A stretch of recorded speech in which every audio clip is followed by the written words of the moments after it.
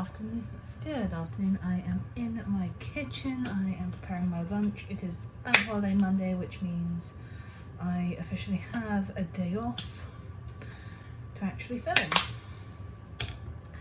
So those who aren't aware of what a bank holiday is, basically the banks are closed, so let's get a lovely holiday, a day off. So most of us. Anyway, just a short one to talk about projects I've got going on. That was my air fryer going off.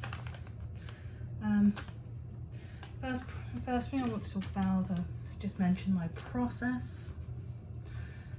A short time ago I watched a video by a graphic designer who talked about having process books, and the first one I want to talk about I want to show off is my process book for Where Roses Wither, which is my lesbian retelling of Beauty and the Beast.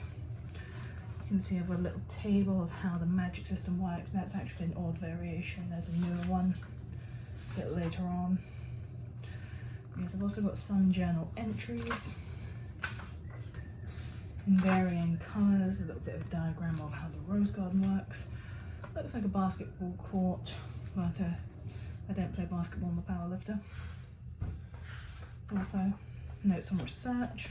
So that's my lesbian retelling of Beauty and the Beast. Second process book is the one I'm focusing on at the moment, The Grey Prince, which is a fairy tale inspired by my three favourite areas of history: Risorgimento, Italy, the Victorian era prison system, and also the Russian Revolution. So picture the Russian Revolution, but it takes place in Risorgimento, Italy. If you've studied Italian unification, you'll know that's not what goes down. It is like for a while up until I think just before the First or Second World War. I need to double check. But Italy was a United Kingdom as of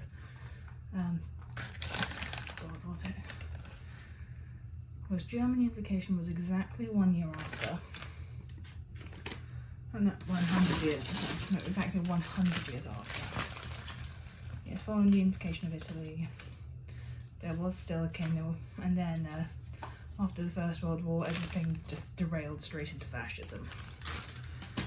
And for research for The Grey Prince, I've been reading about the hospitality industry, and also the life of Vivaldi and his works, and how his works influenced Risorgimento and culture following the Second World War. And one of the articles I found particularly helpful is Fabiano Susini's From the Grand Tour to the Grand Hotel on my Remarkable pad. Feel free to go off at me for having that in the comments. I personally have found it supremely helpful in my writing process, because I cannot read on a screen. Like, I realize it's a screen, but I mean my laptop screen. The glare is a bit too much for my super sensitive eyes. What else? Yes, I've also been reading Taste of Fascism by Ruth W. Lowe, which I'm absolutely obsessed with that title. I think it's fantastic. It's all about how food changed from the Risorgimento to the rise of fascism. Or am I confusing that with a different book?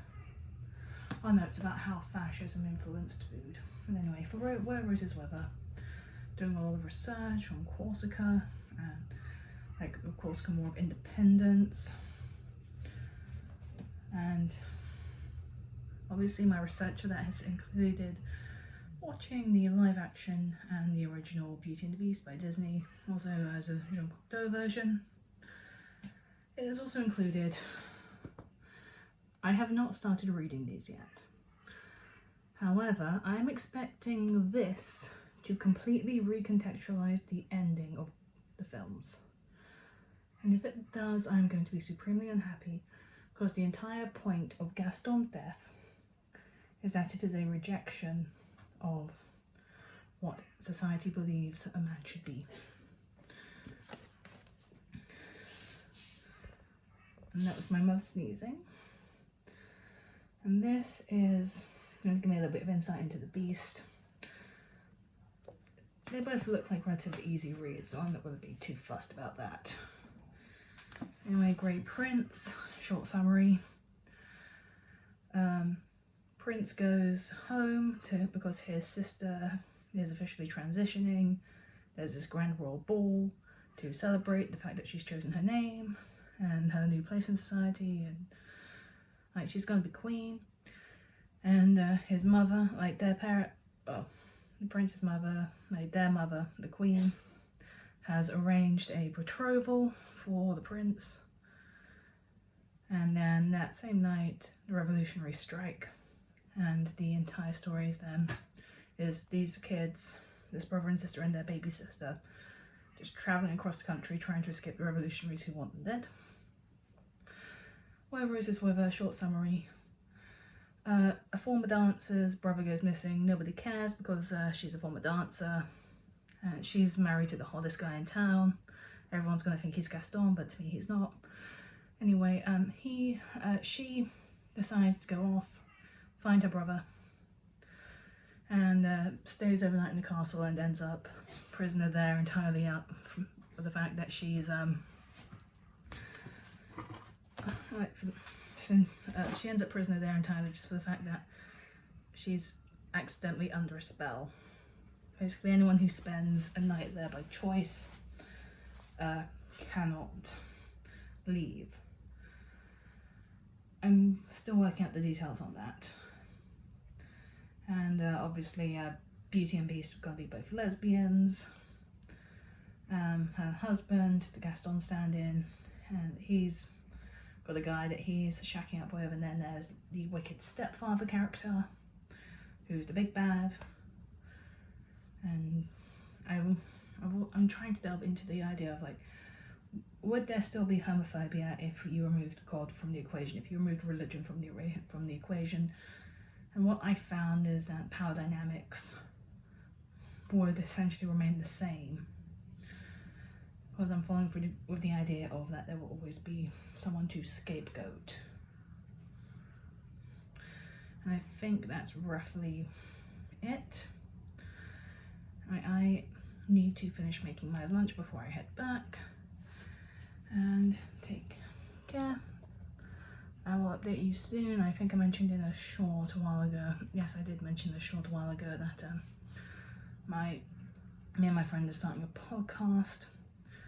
We are going to be filming our first episode next week. First episode is going to be about Light Lark, our expectations of it, just covering book 1 because neither of us have 2 brain cells to rub together at this point, especially in this heat. If you've ever experienced a British summer, you know what I'm talking about. So yes, we hope to have the first episode out sometime at the end of June. And until then, take care.